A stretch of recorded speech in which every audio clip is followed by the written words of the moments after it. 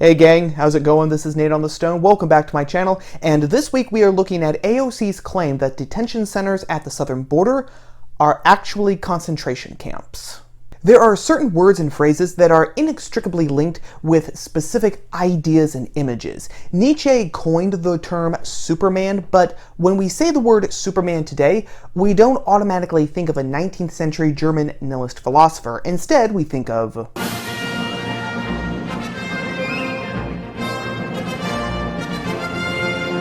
And the same is true with the phrase concentration camp. Whenever we hear it, we automatically think Nazis, death camps, and the Holocaust. But that didn't stop Congresswoman Alexandria Ocasio-Cortez from saying on June 17th in an Instagram live video that the detention centers at the southern border are actually concentration camps. She actually reiterated this point the next day on the 18th on Twitter, saying, quote, "This administration has established concentration camps on the southern border of the United States for immigrants, where they are being brutalized with dehumanizing conditions and dying.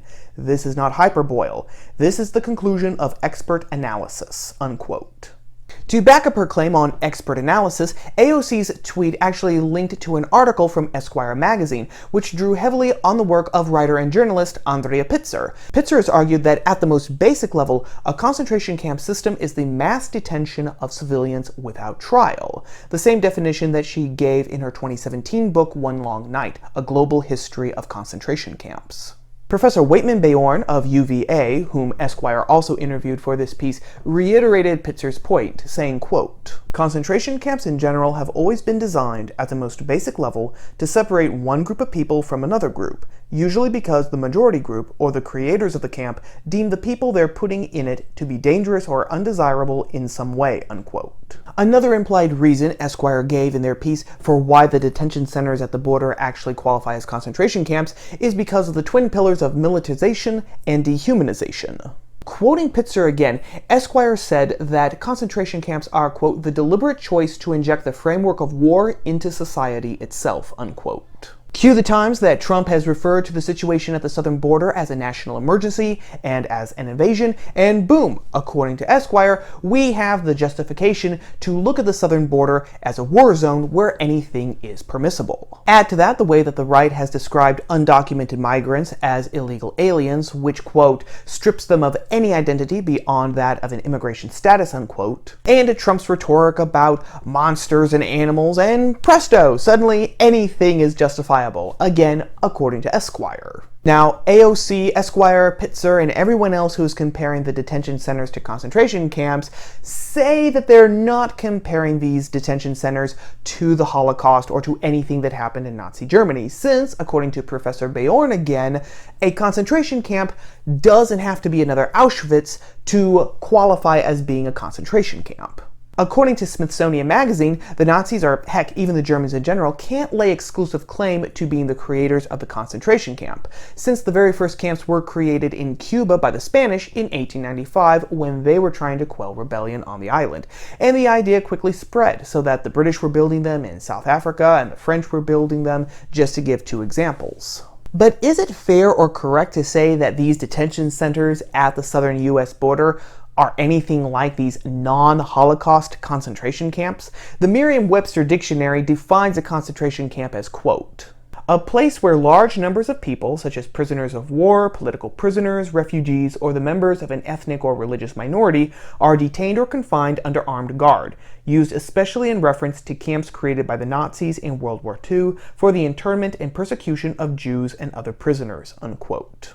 This kind of coincides with Pitzer and Bayorn's definition, but their definitions are still too broad. Just saying that a concentration camp is a place where people are held indefinitely without a trial, or that they're a place where certain groups can be separated from a majority group, without going into the specifics of why people are being detained and held or why these separations are taking place, it doesn't capture the spirit of the idea of concentration camps, which includes rounding people up by force, pulling them out of their homes, throwing them into these camps where the machine guns are actually pointed in on them. I mean, if their definitions are right, is quarantining large groups of people, keeping them separate from the population, is that a concentration camp now?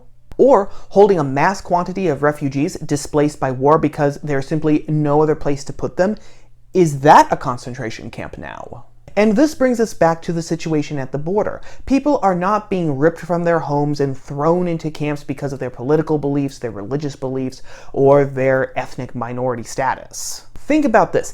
If the United States was really a racist, xenophobic country led at the moment by a racist bigot, first, why would the United States still welcome approximately 1 million legal immigrants every year, primarily from China, India, and Mexico? And second, why haven't these legal immigrants, who in the parlance of the time belonged to ethnic minorities, why haven't they been thrown into these camps? Why haven't Chinese Americans, Japanese Americans, Black Americans, why haven't they been thrown into the camps? Why haven't members of Antifa or Black Lives Matter, or even the agents of the enemy of the people, the press, why haven't they been thrown into these concentration camps?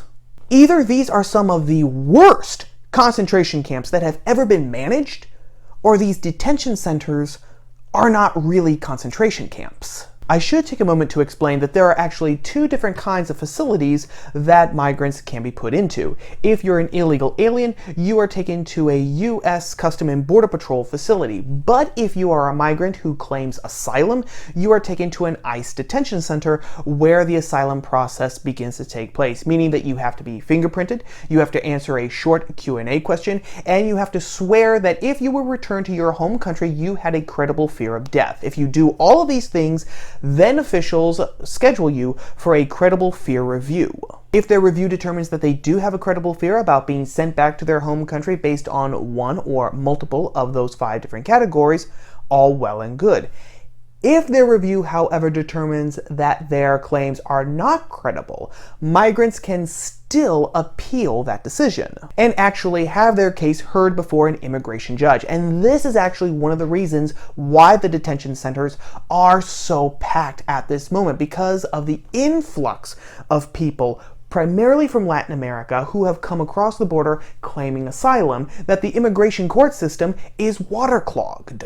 To just throw a few numbers at you here, gang. In 2009, the Department of Homeland Security conducted 5,000 credible fear reviews. In 2016, they conducted 94,000. In 2017, 120,000. And by the end of March of 2018, it had 138,000 pending reviews. Not exactly the same sort of situation that was happening in Nazi Germany, which, despite all of their hair splitting, the left has actually been associating with these detention centers. AOC, Congressman Jerry Nadler, and others who have taken up this crusade of equating detention center with concentration camp have begun using the phrase "never forget," a phrase which is inextricably linked with the Holocaust and the memory and the history of that atrocity. Meaning that at the same time that they have been saying that they are in no way comparing the two, they have been subtly and insidiously linking the two of them together, which is both historically dishonest as well as hugely insulting to the memory of the 6 million Jews slaughtered in the Holocaust in Nazi Europe. But why would this link be made in the first place? Well, it's about power. Writing at the Washington Post, Richard Cohen made this great point. He said that even though it's true that the Nazis were not the creators of the concentration camp, the term concentration camp has become so tightly linked to the Nazis and their atrocities that we can't hear the phrase anymore without automatically thinking of them and their atrocities that they committed during World War II. And because that phrase is shackled to those images and to those memories, Cohen says that the only reason why someone would describe something that is obviously not a concentration camp as a concentration camp is because you're not interested in actually solving the problem. Instead, you're just interested in scoring political brownie points, because when you describe something that is not a concentration camp as a concentration camp, then the only legitimate question that you have put on the board to people is, are you for concentration camps or are you not? And that's not me just being cynical here, gang. Let me give you one example. Since the start of the year, House Republicans have tried 15 times to pass a $4.5 billion emergency fund specifically to help migrants in these detention centers. And on June 25th, the House finally actually passed it. The Senate passed their own version of the bill, and ultimately that was the version that was actually agreed upon by both houses. Different story altogether. What I want to say, and what I want you all to remember, gang, is that when the House passed their own version of the bill, AOC, Ilhan Omar, Ayanna Pressley, and Rashida Tlaib all voted against it, saying that it was unconscionable to them to actually just give more money to these agencies that were wreaking terror on these poor migrant families. In other words, they point to the living conditions of these detention centers, which are straining under the influx of migrants that have been coming across the border for years, using those living conditions as proof that these detention centers are actually concentration camps. But when Congress actually gets its act together and actually passes legislation to send more money to help these people in these detention centers, they don't vote for the money that will go to these migrant people in these detention centers. Something else that you get from describing these detention centers as concentration camps is real-world political power, and not just because you've whipped up your base into a frenzy. If detention centers are actually concentration camps, then the only moral thing to do is to shut them all down and release all the people in them immediately and let them stay here, because of course we can't send them back home. They said that they were afraid to go back home. And since things like dignified housing, healthcare, childcare, higher education, a living wage have all been declared to be new human rights, all these people eventually are also going to be eligible for these new rights, which means that someone is going to have to be there to give them to them. And of course, the people who give these rights to these people are going to be looked at very favorably by these new voting demographics when they get the right to vote too. Look, gang, I'm not going to sit here and dispute that these living conditions at these detention centers aren't bad.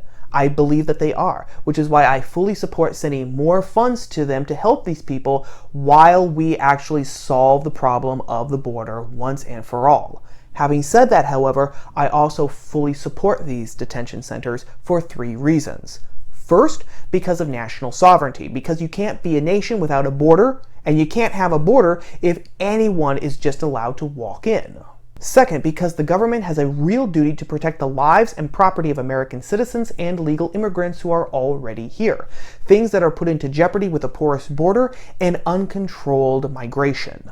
An investigation by the Department of Homeland Security into the people composing 2 migrant caravans from Central America revealed that hundreds of people in these caravans actually had criminal records, including aggravated assault, sexual offenses, and homicide. Crimes that they had actually committed in the US before being deported the first time. In May of 2019, Abu Henrique confessed that ISIS had planned to send terrorists into the United States via the porous southern border in order to conduct financial attacks upon our economy. And now that people from as far away as the Congo are appearing at the southern border, the risk of epidemics like Ebola is on the rise too. Third, because actual asylum seekers need to be protected. Data shows that people from Latin America claiming asylum has risen exponentially, going from a minority to a vast majority. Furthermore, the data also shows that most of these people are not fleeing because they fear persecution based on their nationality, their social group, their religious beliefs, etc. Instead, they are coming to the United States specifically because of economic incentives, i.e., they're fleeing poverty in their home country. And I totally understand why people would want to flee gang violence and poverty in their home country. But if we say that everyone like that is a genuine asylum seeker, we do nothing but disrespect the stories and the pain of people who have actually undergone persecution because of their nationality, because of their religious beliefs, because of their social group. The situation at the southern border is atrocious, and it's unraveling now because for too long, politicians have been too gutless to actually do what is necessary to fix the problem. They've always kicked it down the road. And now we're left to actually fix the mess, and there are no perfect solutions since we live in an imperfect world. But making hyperbolic and unhistorical claims, it isn't going to solve the problem, and it isn't going to alleviate the suffering of the people already in the detention centers. It's just going to make for showy political optics. And we've had enough of those. But what say you? Are some words and phrases so inextricably attached to certain ideas and images and historical events that they are pretty much barred from being used again? Or, in a world where all's fair in love and war, is it just part of politics as usual to use them in order to gain the advantage over your political opponent? As usual, let me know your thoughts, your ideas, your opinions down in the comment section below. Well, that about wraps up everything for right now, gang. As always, if you liked the video, whether you agreed with me or not, don't forget to show your support by giving it a like and sharing it with your friends on Facebook, Twitter, and all the other social media platforms. And if you like videos about the culture, politics, or religion, but from a different POV, then don't forget to subscribe to the channel and to ring the bell for notifications so that you will always know when I post new videos just like this every Tuesday. Videos you're not going to want to miss. As always, thank you for watching, for giving me a little bit of your time. Thank you to everyone who has already subscribed to my channel. I appreciate you all. And I will see you all again here next week, gang, here on top of the stone. Ciao.